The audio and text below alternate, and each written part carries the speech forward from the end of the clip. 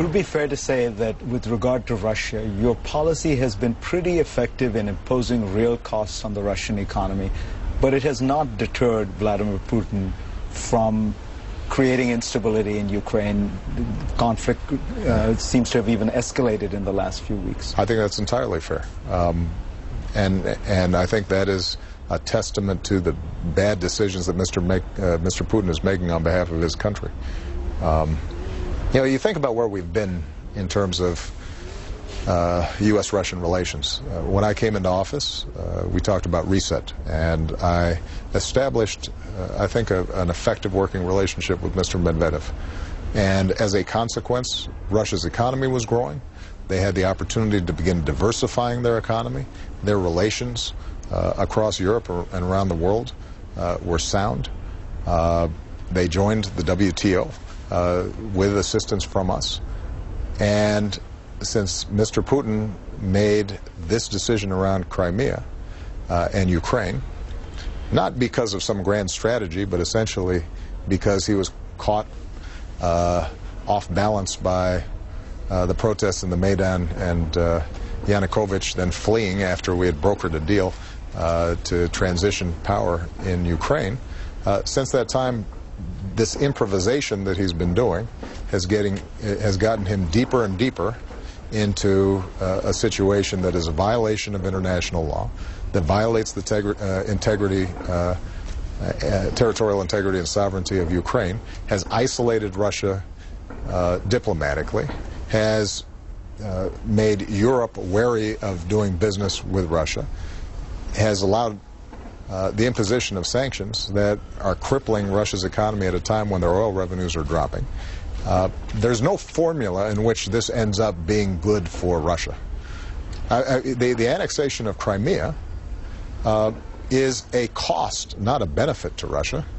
The days in which conquest of land somehow was a formula for great nation status is over. The power of countries today is measured by your knowledge, your skills, your ability to export goods, to invent new products and new services, your influence, and none of those things are provided by his strategy. Now, but what is absolutely true is that if you have a leader who continually drives past the off-ramps that we've provided, given the size of the Russian military, given the fact that Ukraine is not a NATO country, and so as a consequence, there are clear limits in terms of what we would do militarily. Mr. Putin has not been stopped so far. To those who would suggest that we need to do more, what I've said to them is that we can exact higher and higher costs, and that's exactly what we're doing, and we can bring diplomatic pressure to bear. I don't think that it would be wise for the United States or the world to see an actual military conflict between the United States and Russia. What we are doing is reinforcing those border states who are members of NATO and making very clear that that line is one that cannot be crossed, because we would have to take military action to protect our allies. That's part of what Article 5 is all about. But you've seen no indication that Putin is ready for a deal in recent months, weeks? So far what we've seen is a lot of talk in public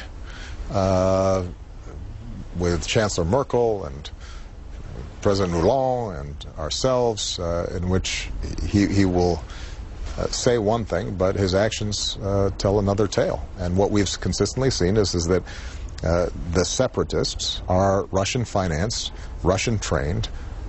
Their strategy comes from Russia. Russian troops support them.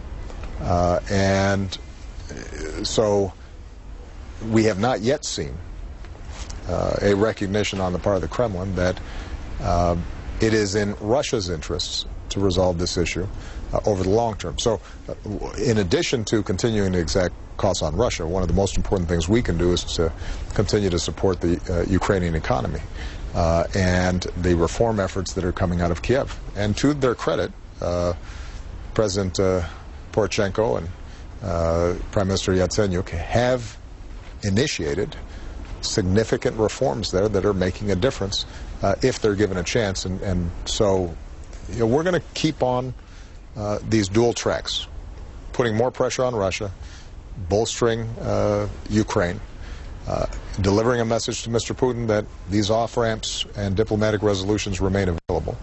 I'm not wildly optimistic at this point that his orientation changes, partly because the one thing that's been very successful for Mr. Putin is his politics. I think he's been able to create, in part because of state-sponsored media and Russia TV and all the mechanisms he has to quell dissent inside his country, and tapping into sort of the strong nationalism that exists inside of Russia.